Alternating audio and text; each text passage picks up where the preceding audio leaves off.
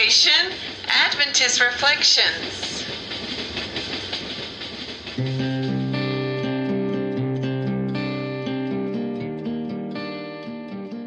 Now, to discuss character building ideas, here is your host, Dr. Danzy.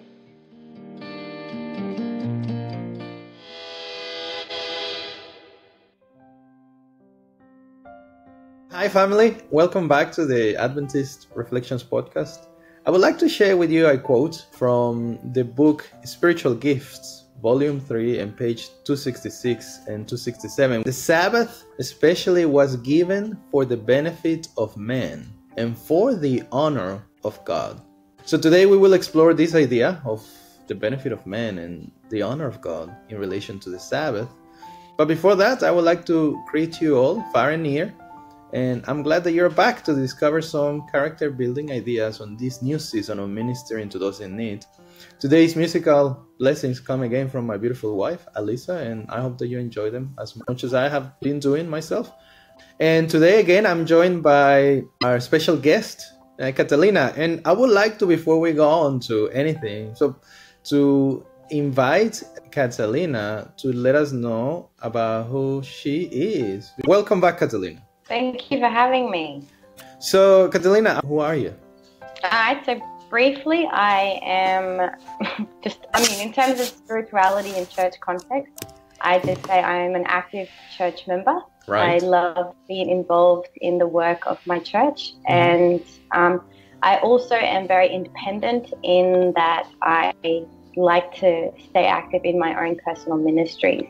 So to sort of touch a little bit on that, I have a ministry called ACTS, which stands for Adventist Committed to Serve, in which we work together with that. And we also, invite our church members to get involved in that as well. And then I also have a podcast, which is called Connected Adventist. I nearly just forgot the name of it. That happened to me last week. I had to think about it. And God has opened the doors for me to start a YouTube channel as well. And yeah, I'm still producing videos for that, so I won't tell you what the channel name is.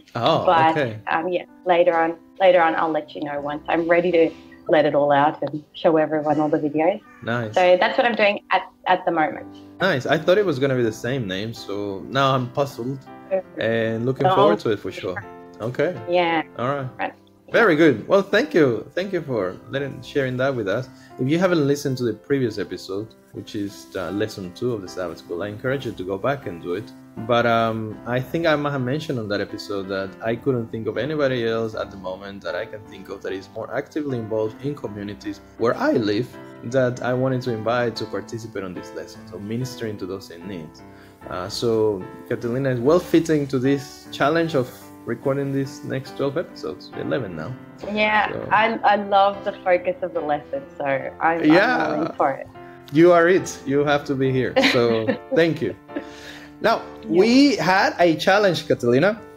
I don't know what you did with it, but I did it, and I have some news to report. Do you have some news to report? I do. Okay. Might not be as exciting as yours though. Yours sound good. No, I was about to say that. I was about to say I'll start with mine and you follow with yours because yours is probably a lot greater than mine. I'll tell you what mine is. Anyhow, so I contacted these 2 friends of mine who I haven't contacted for a long time throughout my travelings in different places where I have worked. And the only thing that I said was, hey, how you? The thing that we just mentioned before in the challenge. Hey, how you going? I woke up really literally thinking about you, which was real, and I wonder how you're going, and I wonder if everything is okay. And the responses were very positive. I think that's what I got. I didn't get any opportunity to serve. I didn't get anything like life sucks. I need help. But I think that's very, very common. I don't think people straight away tell you, especially men, I guess, oh, my life is horrible. I need some support. But it was very positive in the sense, one of them said to me, oh, how lovely of you. That's great. Great to hear from you. And he did say that, I think, how lovely. So I thought that it might have created some positive emotion in him. I was excited. I was able to reconnect with them. So I'm hoping to be able to do that too. How about you? Yeah, so I did the same. So there is a particular friend that I have that we don't really keep in contact very often. She's in Bundaberg on top of it to make it even worse. Okay, Um, that's it's fine. not even far. But it's definitely one of those friendships that when you do connect, it's really sweet. Like it's just really nice. But I haven't spoken to her for a while, and I just sent her a message just because I prayed about who to send a message to, and I really wanted to be intentional in sending it to someone that I felt impressed and led to contact. So like you said that name just popped up. So yes, I messaged her, and again, I mean, I didn't get an opportunity to give her a chance to let me know if there was anything that I could help her with, either if the conversation didn't go there. You know, I think we need to understand that in service to others, it's just investing time and energy. And whether that is in a physical way of let me go and help you do something, or it is I just was thinking of you and I want to acknowledge that, hey, you know, I wanted to keep in touch. I think there's so many ways of serving people that it's not just always let me feed you, let me clothe you. There's a lot of other ways that we can do things that actually have a really positive impact on people. And that demonstrates Christ because he took the time out. You mentioned something important, which is that investing time, right? It is definitely something that we have to be mindful, especially in this day and age. I was speaking with our pastor in the middle of the week about the millennial culture and the digital discipleship conference that is coming that I know that you're going to. Hello.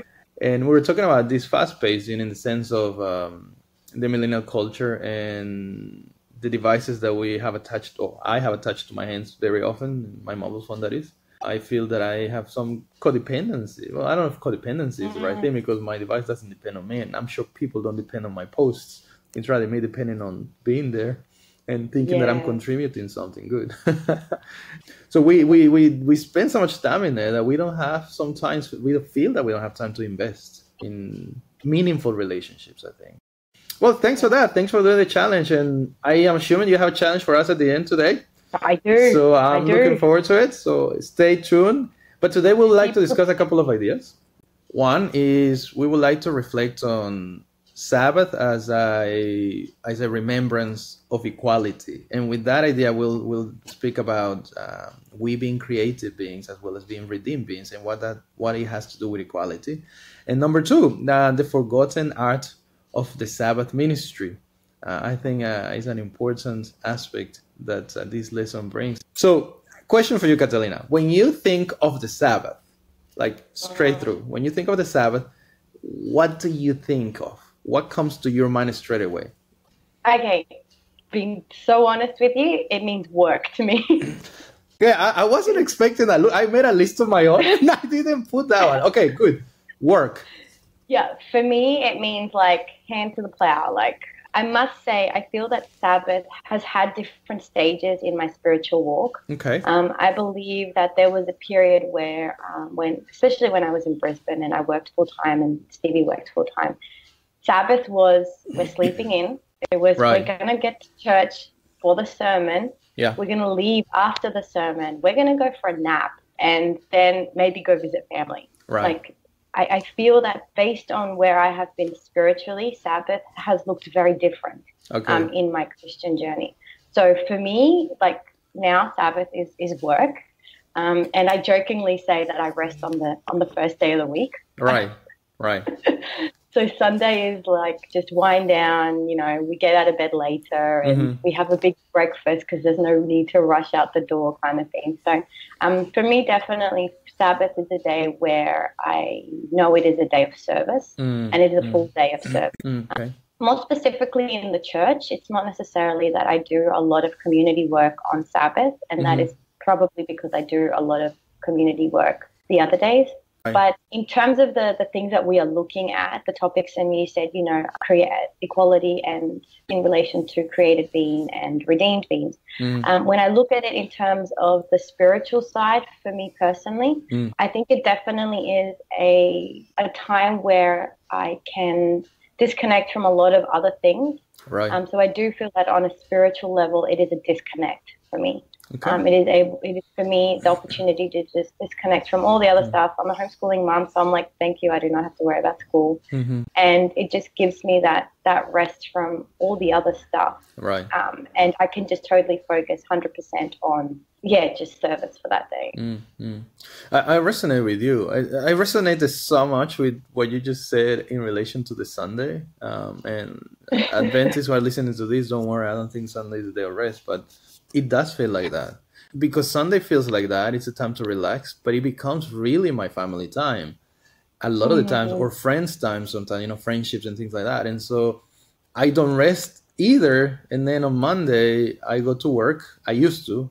And I feel trashed, like literally. The physical rest doesn't come. That doesn't mean that I don't enjoy the Sabbath blessing. Actually, it's the best day that I can think of my whole week.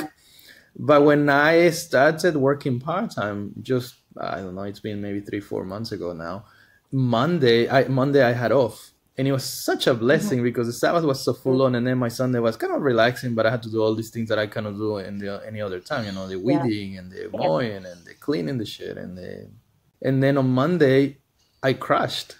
Literally, I was just working on my spiritual, journey. We'll spend hours studying the lesson, preparing for the podcast. Then we do the K group in the evening. So it was really good, but it was my relaxed day. And I'm thinking, I need more days of the week. And then when I sit back thinking about Sabbath, I'm thinking, well, that's what it's meant to be. But it continues to be the best day of the week for me, nevertheless. I know. And that just has something to do divinely done. Because how can it be that I still feel that I need a rest after the math? Could it be that we're too busy doing things? When I think about Sabbath, I'll be honest, I made my list. I have it here in front of me. And my list says church, Sabbath school, potluck lunches, haystacks, and family. That's as they came to in my head. And that's probably the stereotypical aspects of Adventism. But I guess I'm a stereotypical Adventist. But you're right. I think we do a lot of things in ministry in terms of enrich. I think will be the right thing in the church that we spend a lot of time. And I think that's one of the things that catches my attention in my life. I do a lot of enrich, but I know that you do a lot of outreach throughout the week. I don't. I mean, anyhow, tell me something. Can you think or share of a blessing for you related to Sabbath keeping? Because Isaiah 5:58 says that Sabbath will be a blessing to you. What about yours? Yeah. Okay, like I said, Sabbath looks very different in different stages, and I believe that the blessing of the Sabbath has come in different forms as well. At the beginning of our walk, where we weren't very spiritual, our life didn't really revolve so much around our faith. There was a blessing because we actually could sleep, we could rest, we could stop. My husband had his own business, he was very busy, and for him it was the one time where he could turn his phone off and he just did not care. He didn't care who rang, what they needed. There was just this, I think it's just the fact that you can just mentally switch off and just not care and just be at peace that God's got it worked out. Whatever happens at a job site, he doesn't care because he knows that he's doing what is right and that God will take care of it and it'll be fixed. So for me, I think now, if I was to look at now, the biggest blessing for me, and I suppose given, where we are, we're in a sort of isolated area. We don't really have a lot of family. We don't have a lot of friends. And, I do experience the same blessing at our care group on a Monday night, is just that family, just that group environment. For me, who is with girls all day, every day, and then, Stevie gets home in the afternoon, to be able to have that group, that sense of community, that is probably the biggest blessing for me at this stage, because I don't have that any other day apart from at care group. And then when I'm working with community members, it's slightly different. So for me, the blessing of the Sabbath is just having that belonging, having that sense of fellowship, just sitting around the table with 20 people. That's the blessing for me at this stage in my walk. Is really. Yeah, I resonate with that. I can't say family because, to be honest, I think I am the most distracted on Sabbath when it comes to my family and my kids. Right. I'm convinced, maybe if we cross paths once, that's great. Yeah. But my kids, I don't really see them. They're in their Sabbath school. And so for me, it is more the fellowship of that, the bigger group. And We could argue it's your church family, right? yes. Your church Yes. family. That's, Yeah. yeah. I have vivid memories of literally, I grew up in an Adventist home and then I sidetracked and whatever. But I have vivid memories telling my mom and whinging to her that I did not have enough time to do my homework thanks to Sabbath. I'm not kidding you. I said, look, I have all this stuff to do and we have to go to church and I cannot do my homework on Friday night, not Saturday the whole day. And then Saturday night, I don't want to do my homework because Saturday night was like whatever happened, in Adventism, all these social activities. But one thing that I did notice over the years, even though I whinged, is that somehow, I don't know how, God gave me the ability, and maybe some other people have the same perception, I don't know, that on Sunday, I finished very, very quickly my homework, and I had the whole day, literally, to do whatever I wanted. I wonder if I were to have done it on Sabbath, if I will have spent the whole day doing it and not finish so quickly. Maybe the pressure, I don't know, something kicks in the brain. Well, probably, maybe. But God does that. And I experienced that even in university later on. And it wasn't, I think, until my senior years of high school that I realized the blessing of Sabbath. And I remember again vividly coming to the kitchen in that house in Mexico to tell my mom, it was a Friday afternoon. I'm so looking forward to the Sabbath. Because I wasn't thinking of absolutely nothing, no homework, no studies, nothing, no peer pressures. And it was really, really nice. And now it's the same, the body knows it. There's a lot of science behind it, but the body knows it. It's a true blessing. When you think of the Sabbath, Catalina, when you think of the Sabbath, would you say that the first thing that comes to your mind is that you were created by God in His image? When you think of the Sabbath, do you think of being created as such?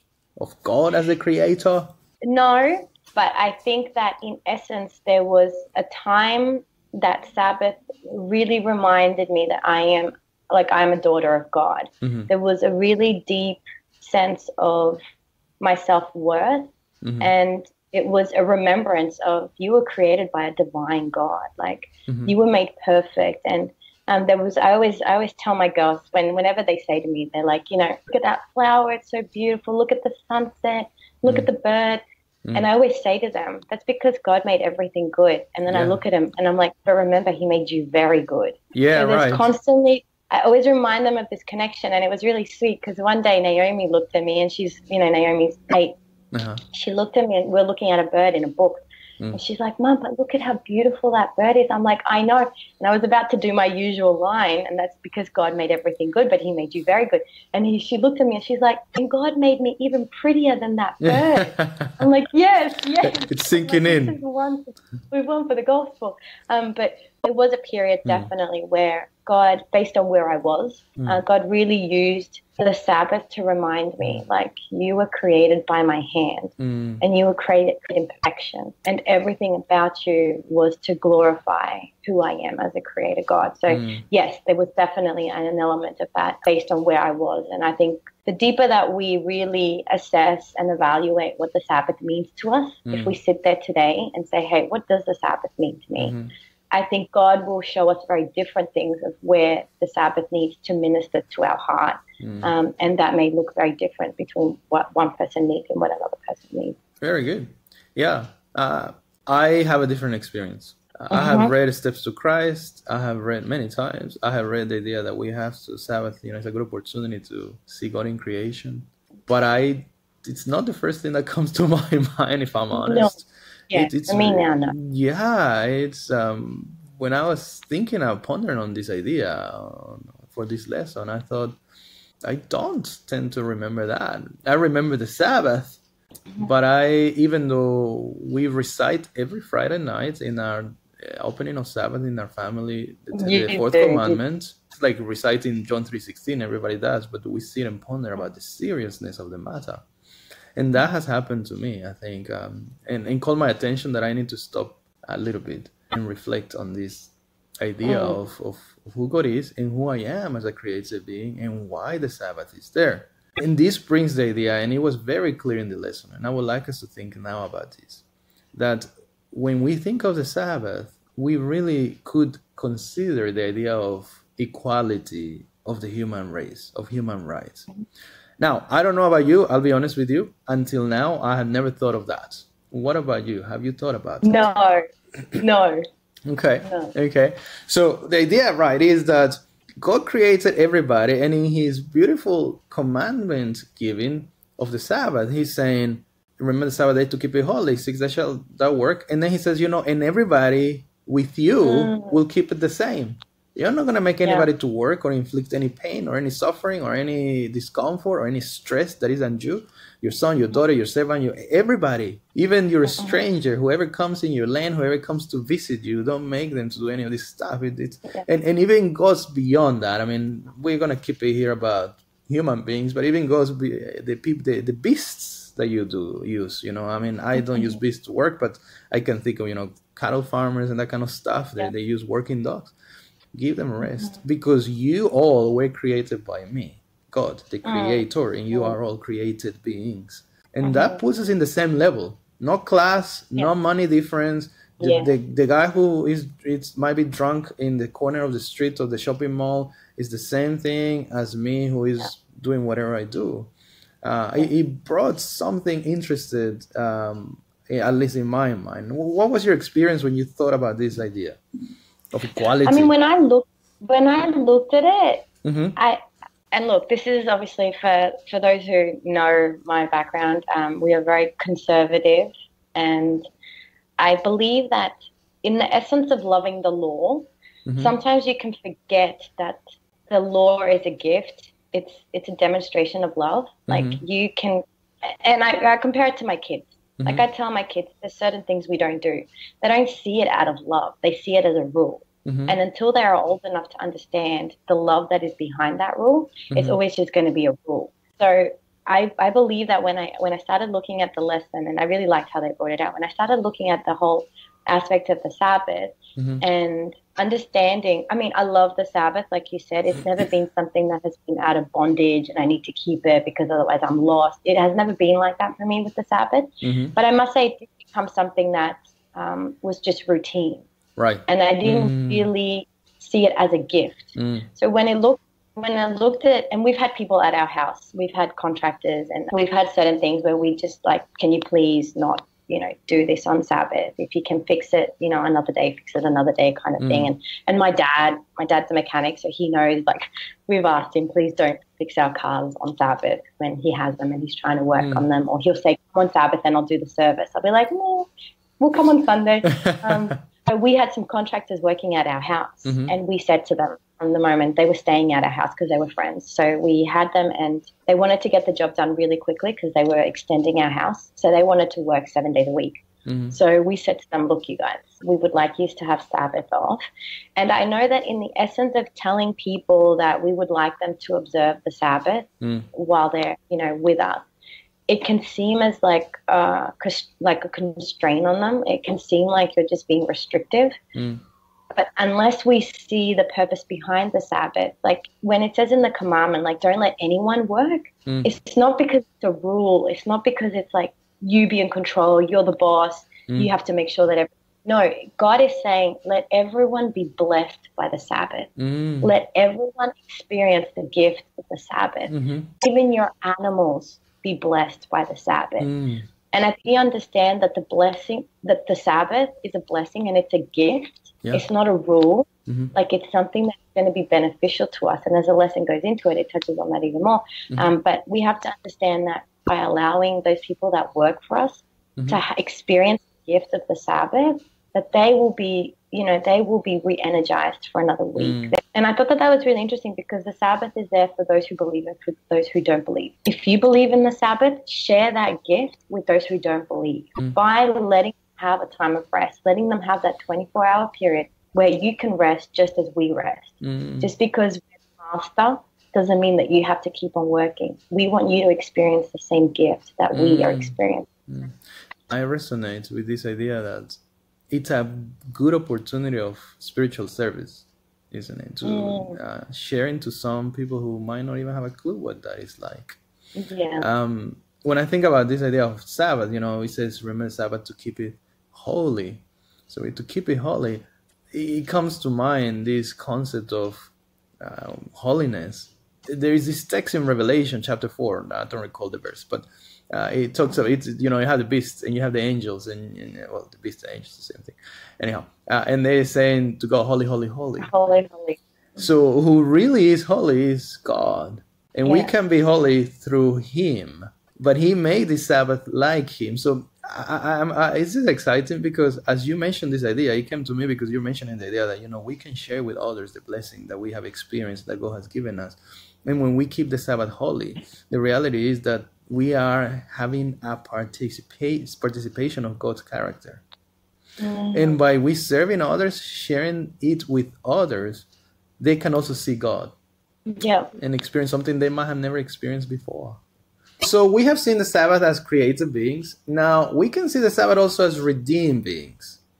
And so this is rather an interesting, I think, an important part, because last week we spoke about this bondage of Egypt, the idea that the people of Israel came out of bondage, and we agreed that this was a parallel to freedom from sin, from the bondage of sin. So the commandment first is given as we know it, with the words that we know it, because we know that the Sabbath was established at creation. It wasn't something new. It wasn't a Jewish matter. But the Jewish people needed to be remembered because they were in Egypt with all these pagan people. And the Sabbath might have been, a bit turmoil with all sorts of paganistic traditions, and maybe it have been forgotten. They were slaves. They had no choice. You had no choice but to work on Sabbath. And so they were used to this stuff. So gives the Sabbath, he says, remember that from creation I established this. And he says to keep it holy. And he mentions because, I created all this stuff.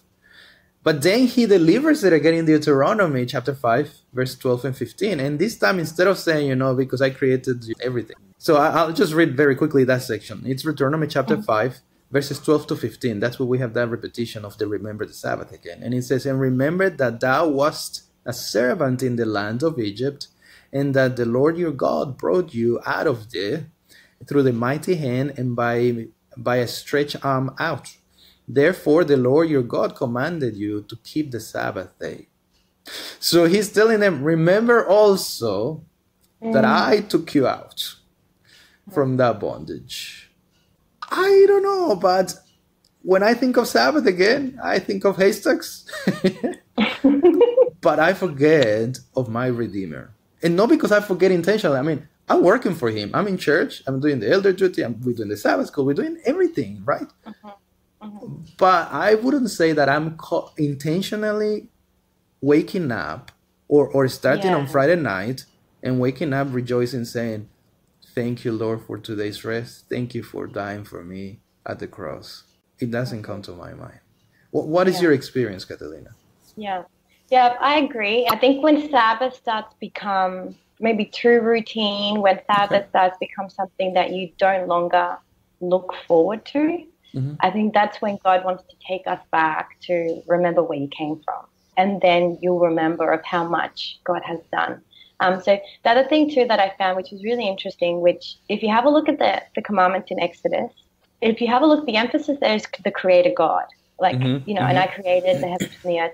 And then when you have a look at the repetition of what is given in Deuteronomy 5, then when you have a look at that, the emphasis there is more of the emphasis is placed on making sure that no one is working on the Sabbath. When I looked at that, I thought, okay, that really shows the way that, we've been brought out of sin. So when we learn about the Sabbath, I believe that the emphasis should be based on, Exodus 20. It says the emphasis there should be God. Yeah. Like as we've come out of, bondage, let us realize that the Sabbath is to remind us of the God that took us out of captivity, the God that redeemed us, the God that saved us, the God that was there from the beginning to the end. And then as our walk continues, we go from Exodus to Deuteronomy. Now God's like, okay, now I need you to worry about everyone around you. I need you to bless the people around you. And when we look at, the emphasis of the commandments that, love God and love your neighbor, I feel that there is a focus in the reason why the commandments were given, and specifically the Sabbath. The focus initially in Exodus was, don't forget about me. Remember me.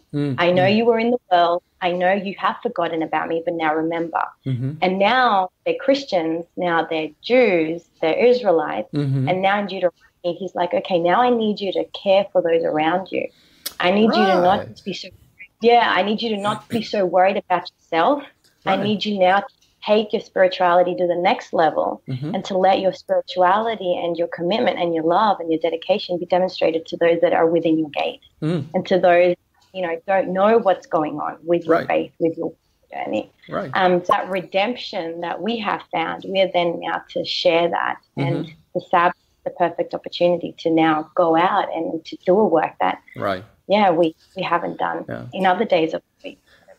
Right. I'm honest with you. I didn't think of it that way, the way you're explaining it, but it makes sense. And when I think about what you just said, as I'm reflecting on these ideas, I think of there is those two aspects that you mentioned in the creationship, the fact that we were restoring. He's saying, you are to go out to restore other people. You are to go out to serve other people. I have given you that ability. It is for you. It is for mankind that I have established this day. And when I think of those two aspects, I think of two things. One linked to what you just said. But the first is that if we were to remember these things, I think we will have less trouble as Christians accepting that the Sabbath is included in the law of God. Because as you mentioned, it's not about works and doings. It's about the blessing that God intended for us to have in that seventh-day Sabbath. And number two, as you mentioned, that idea that I haven't seen before of that service. I mean, we always talk about the idea of doing really nice things on Sabbath, but that idea of restoring other people, that idea of ministering to those in need, indeed. And the whole establishment of this, I can see, but God's mercy and justice combined, His love, His grace for us and for other people through us. Now, let us think about this last point of the forgotten, because that's really where we are now. If you think about it, the forgotten art of the Sabbath ministry. I would like to read a quote that I found in the Welfare Ministry from Ellen G. White. It is so. Welfare Ministry, page 77 says, "Works of mercy and benevolence were in accordance with the purpose of the Lord. To relieve the afflicted, to comfort the sorrowing, is a labor of love that does honor to God's holy day," which is the Sabbath. We could just transfer the holiday to God's Sabbath. So the best example, I believe, nevertheless, is keeping the Sabbath is demonstrated in the Sabbath giver. And so I want to ask you, when you think about what Christ did in the Sabbath, what comes to your mind, Catalina? What is it that comes like, when I think of Jesus, this is what I see Him doing on Sabbath? When I always look at the example, I mean, there was two things that Jesus always did. Okay. He was in the synagogue. Okay. And then He was ministering. Then He was in service. Right. So I think if we can try and find that balance within the Sabbath, then I think we are in a position where I can say, yes, this is truly the beauty of what the Sabbath can provide for us and for others. I personally am one that I like to do community stuff every other day of the week. So I must say I probably don't do as much community stuff on Sabbath, just because I've done a lot during the week. Sure.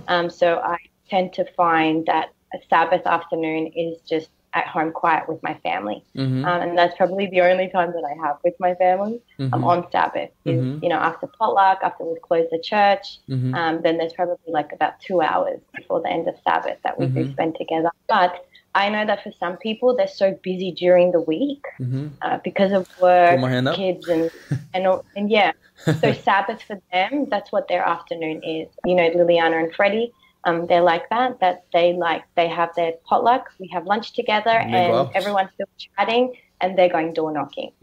So I do believe that there are some people that, because of just time restraints, Sabbath afternoon is their visitation time, is their time to go see people that they normally might not be able to see. So I think if we can find that balance within the Sabbath, worship and fellowship and contributing to the body of Christ, and then in addition to that, to be out ministering and do those acts of service that, for whatever reason, we might not be able to do during the week. Yeah. I think that's probably a good place to be. Yeah. Good. I too, when I was pondering on this idea of Jesus' example and the Sabbath giver doing something, thought about that. He was found in the synagogue, in the church. He was found healing people, and he spent time with family, friends. I mean, they all went to the same place, I guess, in the synagogue. He walked in nature. I mean, I remember that aspect of him. He letting his disciples to pick the corn, and people whinging about it. So he was obviously walking in nature. He was in a cornfield. Now, there's something stirring that I just wanted to point about when I think of Jesus in the synagogue, because the one verse that I remember, it's obvious that he was a very faithful churchgoer. But there is one verse that comes to my attention that says that Jesus was not just passively in church on Sabbath. Because the verse says, when Jesus went on Sabbath or something like that to the synagogue, and he stood up to read. That tells me that he stood up to read. He was actively involved in church. And I want to stir people who are listening to this up that if you find yourself that are passively involved in church, I would like to encourage you to think about the giver of the Sabbath, but also to think about the blessing that will come if you are participating in your church services. And let us remember something. He wasn't the priest of the synagogue. He wasn't the high priest. He was just anybody else. Nobody recognized him as anything. They did call him master, rabbi, whatever, because they just stir in the pot in the fact that he was very wise. But he didn't have an official position in the synagogue himself. And he participates. So let us think about that. And Sabbath, it's not just for church pew warming. And so I encourage you all to think of that idea. And in addition to that, I would just say I have been a pew warmer. And I was very content with my spirituality. I was very content with my faith. I was very content with where I was. However, if we have a look at the scriptures, it says, who can comprehend the height, the depth, and the width of God's love? And I feel that with all of God's gifts, with everything that he gives us, there is a limitless depth to the blessing that can come from it. So even though as a pew warmer, I was still blessed by the Sabbath, I still had a great walk with God. As I dug deeper into what I could see and find in the Sabbath, I felt that the depth of God's love and the depth of how much God could do in me through doing Sabbath differently, not just sitting at church. The more that I was active in church and the more that I got involved, I felt like my eyes were opened up to another level of God's goodness. I suppose of God working in me. So I do encourage you that if you are feeling like, church is something you just show up, you sit and you leave, that if you are willing to let God include you in other aspects of the church, that you will see a greater depth of the beauty of the Sabbath and the beauty of service within the church structure as well. So it only gets deeper and richer and sweeter. Yeah. It's so many blessings out there that are still in store.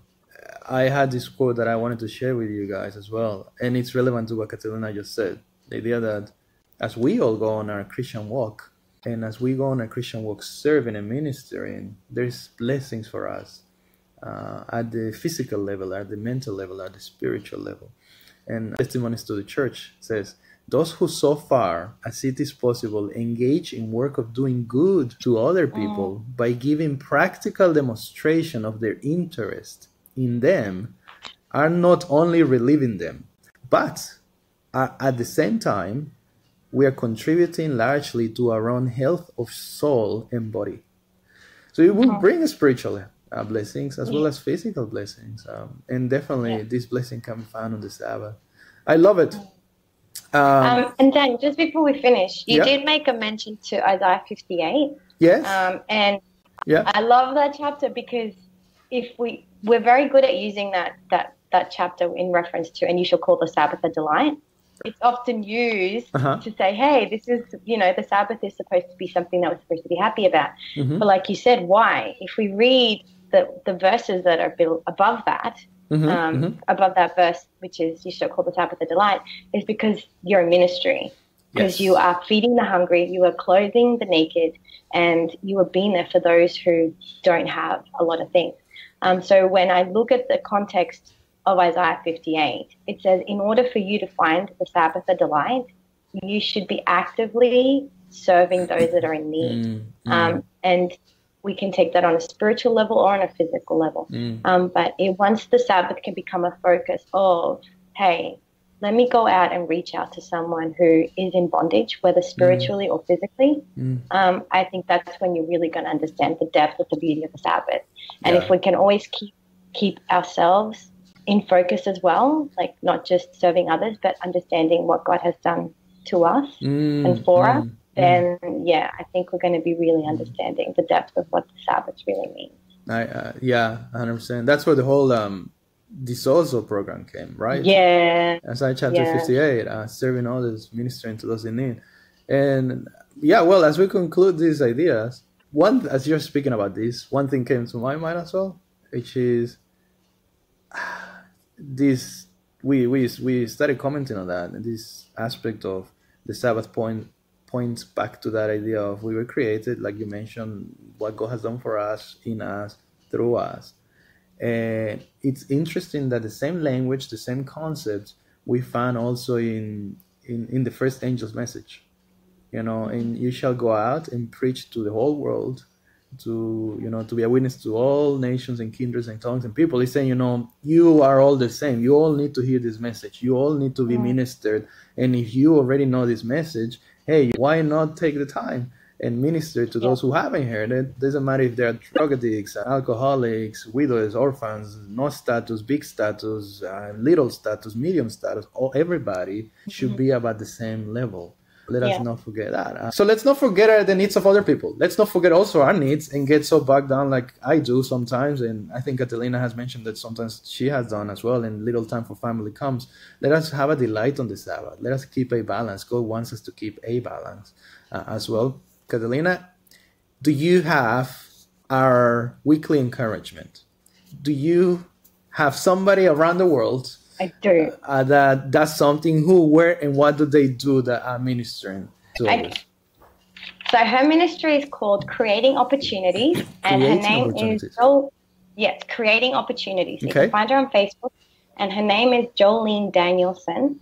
Okay. And I only came across her about 2 weeks ago, I think. Okay. And she came through of Caleb's page, which is Humans of Adventism. Oh, yes. So find them on Facebook and Instagram.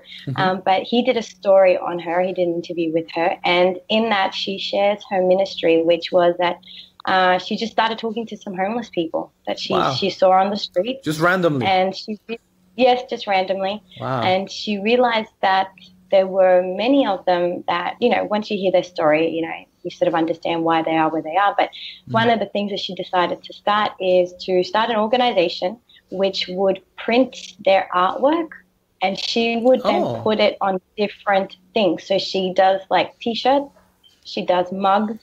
So basically she helps give them equipment so that they can start painting or drawing or sketching, whatever it is that their creative medium is.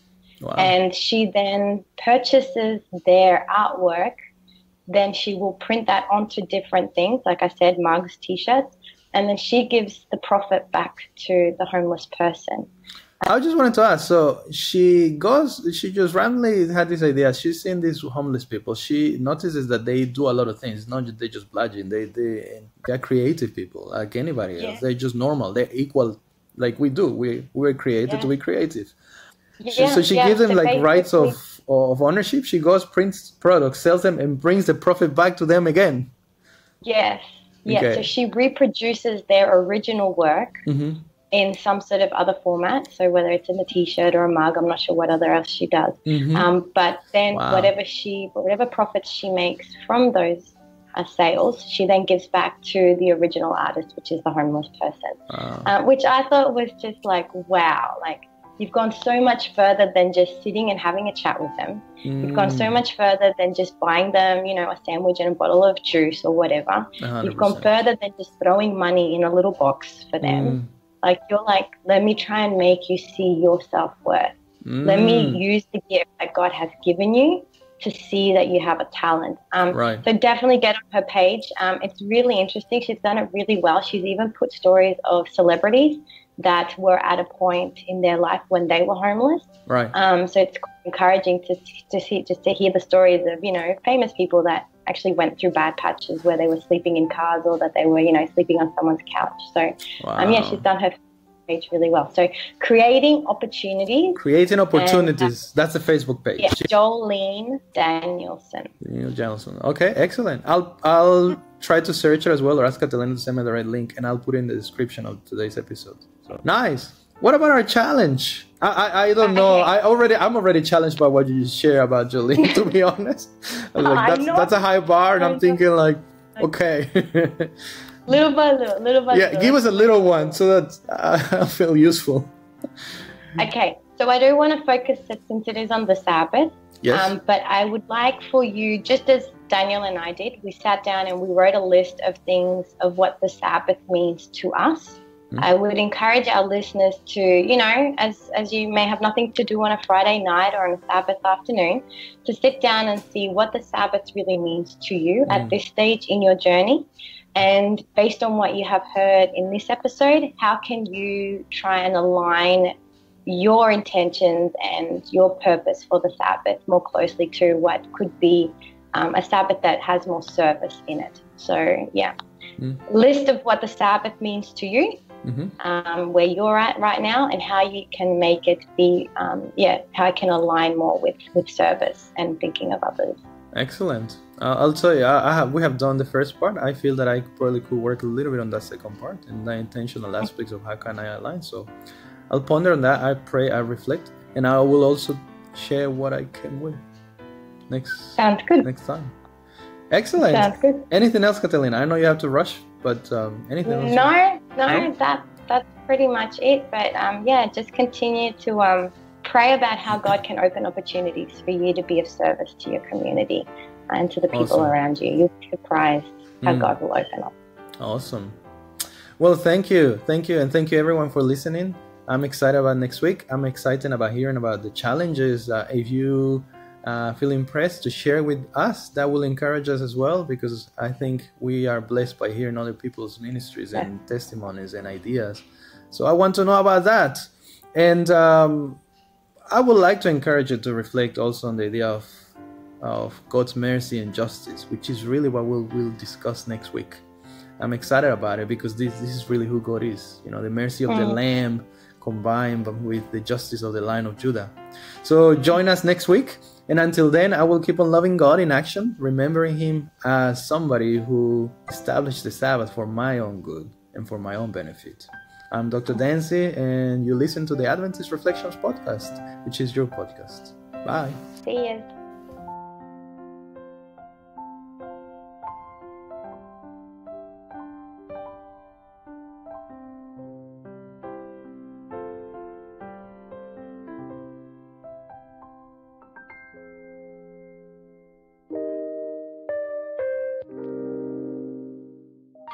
Remember to subscribe to this podcast, like it, share it, hashtag it, comment, and find us on Facebook, Instagram, YouTube, Twitter, and Tumblr as Adventist Reflections.